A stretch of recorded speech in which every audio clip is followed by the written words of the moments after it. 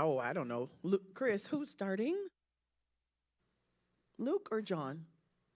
John.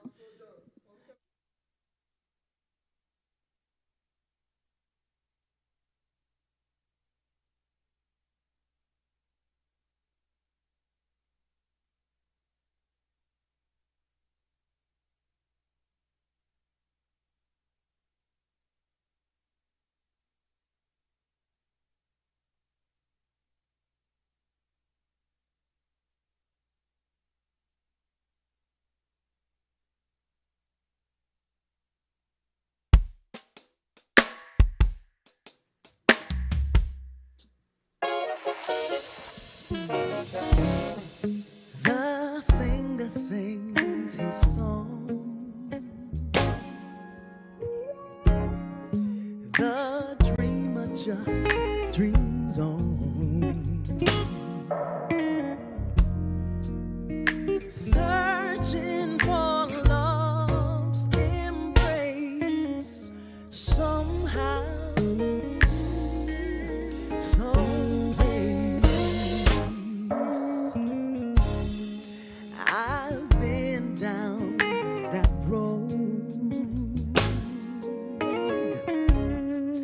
and all but gave up hope.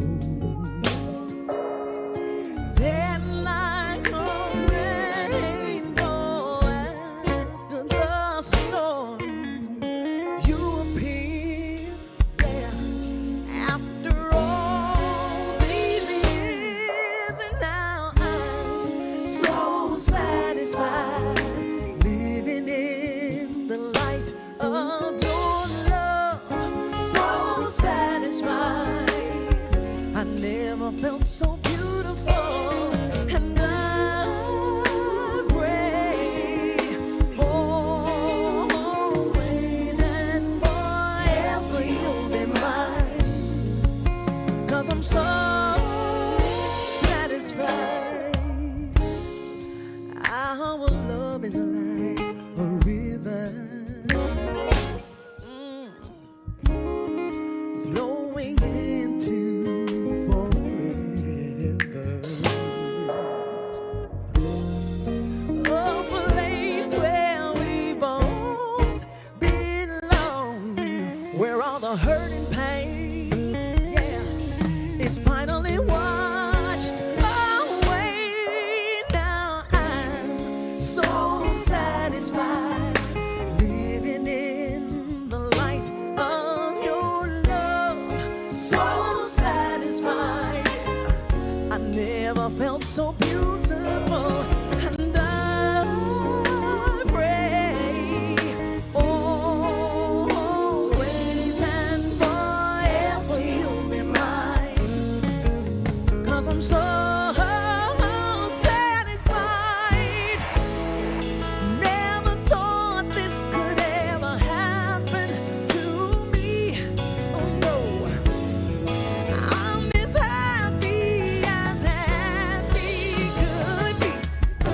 No, gonna tell it wherever I go. Shout it out loud so everyone will know that I'm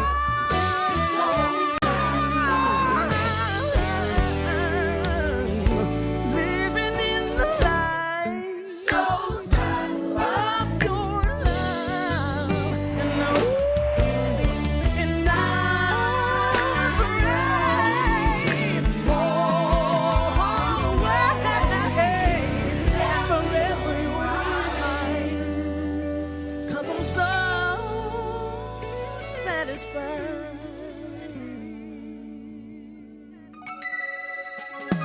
All right, y'all, thank y'all so much for tuning in. Now, I need y'all to get up out your seat, because it's time to start the Cassandra Show!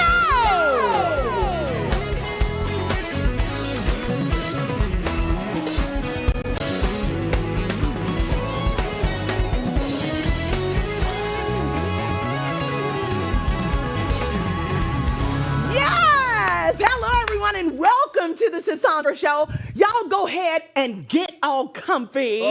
Grab your bubbly beverage. And let's get this show started. We gonna get it started. Woo! All right, y'all. It's time for We the People, where we keep it real and keep you in the know. From celebrity drama to political chaos. If the people are talking about it, you know we got something to say. No sugarcoating, no fluff, just the unfiltered truth. A little shade, and a whole lot of facts. So go ahead and grab your snacks because we the people, we are about to get into it. All right, so let's get this first story. Child, just when Portia Williams thought she was about to be free, her soon-to-be ex, Simon Gubadia, got detained by ICE, putting their divorce on what? Hold. The RHOA, that's the the Housewives of Atlanta The real one. star. Yeah, the real housewives. They are the real ones because all the other ones are fake. Okay, she spilled the tea on Watch What Happens Live, saying the court date was set, but Simon insisted on showing up in person and walked straight into custody. When I tell you he's going to make sure he can lawfully get out of a marriage and this man gets handcuffed by the law, that's horrible. So it turns out Simon's been dodging immigration issues since the 1980s, allegedly. And now it's finally caught up with him. And the gag is, Portia never even Googled him before getting married. This whole situation just went from messy to deportation level complicated. Who doesn't Google who they're talking to? I mean, that's one of the first things I do. If you say hello to me, my name is such and such, as soon as I go away from you, I'm like, Hold on 1 second. I'll be no, like, you know what I'm saying? I just need to know, who are FBI you? mode activated. Yes, and let me tell you something. The internet don't lie, y'all, because there was one person that was trying to talk to me. When I Googled that person's name and read all the articles on them, I ran. wow. It's a real thing. All right, let's move on to this next story. Good luck, Simon and Portia. Now, this is a kid who knows his rights. Y'all, a 4-year-old Wisconsin boy called 911 on his mama. Yes, he did. He claimed that she needed to go to jail because she ate his ice cream. Come on. Go ahead and lock your mama up for some ice cream, child. So when officers arrived, the little man was dead serious until he decided he just wanted his dessert back instead. So the next day, those same officers pulled up with an ice cream surprise, That's nice. officially squashing the case. Come on. So social media, isn't that cute? Social media is calling him a future lawyer. And honestly, we see the vision. I hope his mama see the vision. I hope so. Come on. Listen, have y'all kids ever dialed 911? I hope not. Mine did. My daughter dialed 911 when she was about, 8 years old. Y'all, when I tell you, when the police officer showed up at my door, I was like, hello, what's going on? And she was like, Ma, I just wanted to see if they would come. I was done. Oh, my. They came, y'all. They came. Let's test it. What They is that? came. I said, officer, we good over here. We good. We that's good. She definitely FAFO'd. My God. We need to make a song out of that. Got to. Y'all, let's move on to this Got to. next story. So, the tragic hazing death of Southern University student Caleb Wilson just led to another, I'm going to say yet another arrest. Kyle Thurman was taken into custody for felony hazing, while police are still searching for yet another suspect, Isaiah Smith. This comes after fraternity member Caleb McRae turned himself in on manslaughter and hazing charges. Investigators say Wilson was beaten with boxing gloves during an Omega Psi Phi initiation and collapsed. Yes, Initially, frat members lied. They told a whole lie, a lot of them, and said he passed out playing basketball. But the truth has since unraveled. Southern University has now suspended not one, not two, but all Greek intake activities for the entire year. It's over. And I think that's a good move. Why? Find them, lock them up. When I tell Ain't no you, time for that mess. it's so sad. Yeah. I mean, the crazy part about it is that you send your child to school, and I mean, we know that there's fraternities and sororities out there, and of course they're going to pledge, but there's supposed to be certain rules and guidelines in place that something like this doesn't happen. And unfortunately, I don't know what the other guys do for a living or if they were already out of college, how that works, but just so many careers are now gone away. They're going to go serve time because they initiated somebody into the Omega Psi Phi fraternity. So we're praying for all of them. We hope that everything works out, but somebody's lost their life. So when life is lost or the attempt of somebody's life is gone, sorry. Next. Say it ain't so, y'all. Say it ain't so. Oh, no. Southwest Airlines is officially ditching their 2 free check bags policy, and travelers are not having it. no. That was the one thing that we liked about them, right? I think that's kind of why everybody went over to Went start down flying anyway. Southwest. Oh, my. Come on, y'all. So starting May 28th, y'all got some time to save your coins. Most passengers will have to pay up just like they do on Delta, American, and United, even though Delta and American might have lost a few luggage and a few lives in the last few. I don't understand how everything's going up. You know what I'm saying? Come on. You know what I'm saying? The airlines seem to be being more dangerous, and now they want to hike the prices up. Get out of here. Y'all need to figure out how to keep people safe on these planes instead of trying to figure out how to take more money from them, because as far as me and my house, we ain't having it. So the airline, We ain't what? You ain't flying nowhere? when I tell you, driving. everybody that has called me to come do something, if I can't drive, I'm sorry, I can't make it right now. I can't apply. I can't, I'm sorry. So, I'm so serious. So y'all, the airline hasn't announced pricing yet, but you already know it won't be cheap. The decision came after pressure from investors demanding bigger profits. They got to pay for all these people that done got hurt and got to pay out all this money. So they're basically also rolling out basic economy fares and slashing flight credit flexibility. So Southwest is losing its customer friendly real fast. Would you still book with them now that the bags ain't free? Y'all think about that, and we'll be right back. We're going to take a short break. Woo! DSS.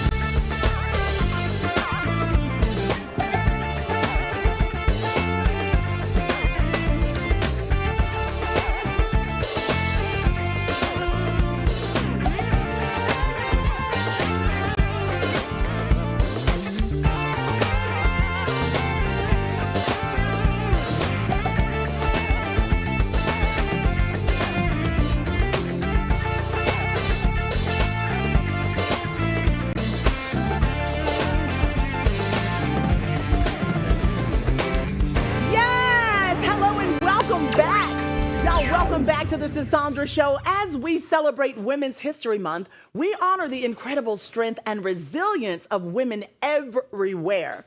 From breaking barriers to nurturing families, women rise, even in the face of life's toughest challenges. Many women fight unseen battles, like the fight against breast cancer, a fight that affects millions. What's remarkable is the courage, grace, and unwavering determination women show to live, thrive, and uplift each other. Y'all, today we celebrate not just history, but the strength, sacrifices, and courage of women everywhere. Today we're joined by someone who embodies that resilience. Y'all, please welcome to the Lavender Couch breast cancer survivor and advocate, Donna Sade! Woo! Yes! Hi, Cassandra. I love you so much. Hi, It's so great to see you. Oh, thank you for having me. This should be a dance party, honey. no, right? Have a good time. Y'all have a good time. Y'all hit them shoes right here. Baby. Hi, sister. Donna, hello, beautiful. How are you? I'm wonderful, thank you. I'm When so I grateful to be tell here. you, we are delighted to have you, and you definitely don't look like what you've gone through. Praise the God Lord. is so good. Okay, Yes, all praise the the Lord, time. all the We're praising time. the Lord. Yes. So, Donna, being diagnosed with stage 2 invasive ductal carcinoma at 37 years old Yes. must have been a complete shock. Yes. Can you take us back to the moment you first heard about your diagnosis? What emotions and fears flooded your mind? Like in that moment, take us back. Can I be really honest with you? Please do.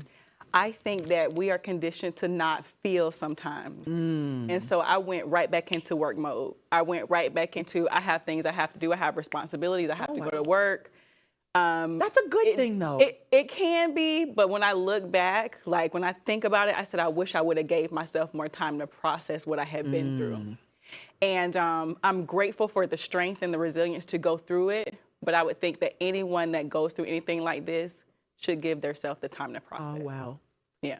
In processing it, how would you have processed it differently if That's you such a could great go back? That's such a great question. I think that I would have been really patient with my body. I would have really given my body the time to just say, we've been through a lot and we're young and Right. not, I think that I was kind of pressuring myself to, you need to get out, you need to advocate, you need to start telling people about this, you need to save somebody else. Yes. When I needed to save myself yourself. in that moment. Ooh. I really needed saving. And so I think that if I could go back and do it all over again, I would just hug me more. I do it a lot now because it's in hindsight. I just celebrated a year cancer-free on March the 6th. A year. God is so good. God is good. Girl, you look fabulous. Thank you. What I tell you? Come on now. Yes. Won't he do God, it? I got that shoulder. Oh, she said she got the shoulder. Let's do the shoulder today. Okay, Hey, y'all better get ready to shout with us, okay? So listen, the physical and emotional toll of breast cancer is unimaginable.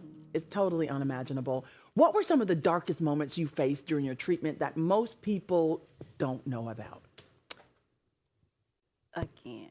And I hate to be the one, right? I feel like one thing about my journey's a little bit different. I was still under the COVID cloud before I got diagnosed. So let's talk about that, right? Yes, please. I was chronically depressed before I even got my diagnosis. Because we were going through the pandemic. Because we were going through the Yes. pandemic and we were coming out of it. And so cancer gave me a reason to fight again. Cancer gave me a reason to say, I really want to live. I want to have a wonderful life. I want to come out here and talk to people and be around people and be a light to people. Whereas before it was kind of like, well, do I really want to do this? Wow. And so coming out of that space, because so much had happened to me before that, that emotionally, cancer was kind of like a lifeline. It said, It saved will you come out of the darkness now? Yes. Will you be amongst the other people, and will you go out here and give the gift that God has given you? So my cancer story is a little bit different. It is. a lot of I'm people. telling you, you are something else. An overcomer with such an amazing attitude from the beginning to the end. Even though in retrospect you may have wanted to deal with it differently, imagine the people that saw you and knew what you were going through and might have been going through it themselves, and you gave them that courage to The stand strong up and friend. be bold. The strong Yeah, you know the story about the strong friend, Yeah. though. We have to check on our strong friends. Me and my friends do what we call a pulse check. It's like, girl, how you doing? Pulse check. If they pick up the phone and just text me, they'll text pulse check. It's like, I'm good. Run on, or things are crazy. Just checking on you. Because we do so much. Who checks on us? Checks on a strong friend. I love it. When I tell you.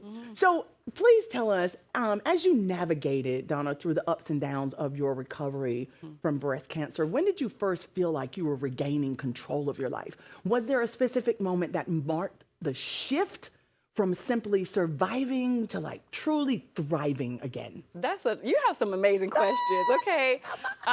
When I started taking on fitness. So when I was going through cancer, I gained 45 pounds.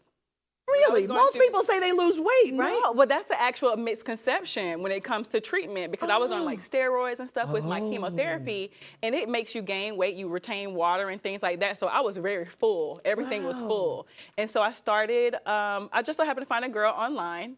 Her name, her class is Tighten Up Fitness. I like that. Shout out Step. Hey, girl. What's up, but she was doing classes in the morning for workouts. And so I said, well, let me just join the workout class and see what happens. And she was hosting the contest, and I ended up winning. Are you serious? Yes. That is so awesome. Yes. So you're dealing with cancer and you go work out. Absolutely. And win the contest. Absolutely. Come on, girl. You are definitely a strong friend. Thank you. I really am. You really are. It's Everybody would think you're just good. She's good. Yeah. You're an only child? So I'm raised as the only child. My mother's only daughter. My mother's only child. And so I just kind of learned to cope, and you learn to make it work. And so, yeah, that's I love what that. I did. Yeah. So when you look back at your journey, Donna, what were the most unexpected challenges you faced that no one prepared you for during your battle with breast cancer? Some of the most unexpected challenges. Yes. I didn't know that. I wanted to be around people. Like I wanted to socialize a lot more, but because your immune system is compromised, you can't be outside like that. You need to be in the house. And I think that also when you go through anything like treatment or chemo, you can't taste anything. So your food, no, everything is shut down. Nothing is delightful. Nothing is let's say you crave something. One of the things that people say is don't eat something that you like a lot when you're going through chemo, because you won't like it anymore. Because you can't taste it. You can't taste it, or it tastes completely different. Oh, wow. So I think that, and another thing that I think that was unexpected, I'm sorry, I'm touching my mic, but when I went through my first chemo, my body dropped. So like, it's a thing where you almost feel like you're gonna faint. Really? Yeah, it's like it's an out of body experience. It's like you got to keep going. You got to kept pressing on. And you just kept on fighting. Yeah. Yes. I wish I had a more interesting story, honey. But your story. Let me tell you something. Your story is a blessing. You went through a test, and it's a testimony. Yes. And we are listening. We're not judging at all. We are delighted to have you here because you are changing someone's life right now in this moment. Yes. In this moment. If you can do it and have a great attitude, it make somebody else sit up and say, you know what? Absolutely. Oh, I can make it through this Absolutely. thing. Okay. So you've become such a passionate advocate for breast cancer awareness, especially within the Black community. What do you think is the biggest misconception people have about the disease in our community? I think that we forget that we want to still be beautiful. And we want to still be normal, and we still want to have confidence because so much changes. And there's a lot of things that they don't talk about, and I'm not even going to go through it all here because there are surgeries involved, there's a lot of body changes involved, and some people choose to continue medication. One of the biggest things that I didn't know is that if you don't monitor or take care of your body, take care of what you eat, manage your stress, it can come back. I did not. It can metastasize, or it can something metastasize. Like that. Say it again. Metastasize. Metastasize. And go into other parts of your body, and then once it does that, there's no. You can't get rid of it. You can't get rid of it. Wow. I didn't know that. Did you manage to? And we're learning so much today from you that you learned. Did you go through the process of losing your hair or anything like that? Yes. So the funny thing about that, it was kind of ironic because I feel like God is a comedian. I say that often. And God is a great comedian. He's funny. I love it. Listen, Deepak Chopra has a book called Why is God Laughing? So if you ever want to read a great book. Why is God Laughing? It's a really great book. It really is. But a year before I was diagnosed with cancer, I had shaved my head to the, I had shaved my, shorter than my hair? I shaved my head to the meat. Stop it, like Chris' Like head. Chris's head. Like Chris. Hey, Chris, I was rocking the Chris. And then a year later, I ended up getting cancer. So I had already been mentally prepared for the hair loss. Wow. So I wasn't when it happened, I was like, I already done this. So I wasn't as afraid of it because I had already done it. You had already, whoa, that's powerful. So what role has your support system played in your recovery? Were there moments when you felt truly carried by the people who love you? I think that they did the best that they could. Yes. And I appreciate them being and doing the best that they could That's throughout amazing. the process. That's Yeah. so awesome. That's so awesome. What do you think people can do better when they have a friend that's going through cancer? I think that people can be there. You know, I think that people ask you, well, what do you need? Sometimes you don't know what you need, but you know I got to eat. You So know, make sure I you know, get some food. Just make sure Yes. you get some, just call and say, hey, I DoorDashed you. Hey, I just sent Aw. you some Uber Eats. Or, hey, love I that. just sent you $50 on the Cash App. You know, just things that are practical. One thing I got from an amazing organization called Women Helping Women is I got like all the practical things one day, like the soaps and the Toothbrush and all that. and it was so amazing. That's It changed awesome. it made my day. It really That's did. so awesome. I'm so glad you said that. A couple of weeks ago, I found out a friend of mine has cancer. And when I tell you, I'm on the phone just kind of like, I don't know what to say. I don't know what I can do to help. So this has really helped me. I'm going to send her food. Absolutely. I'm going to send it. And they have a little program like a meal plan app now that you can get all your friends to help people who are shut in and going through things. So I want to say to you, thank you so much, Donna. We appreciate you for sharing your story. To our viewers, God bless you. Thank you so much. Until next time, we'll be right back here at 7 p.m. tomorrow for The Culture. All right, now, come on. Let's just scan that QR code at the bottom of your screen. All right, y'all, on the 4th.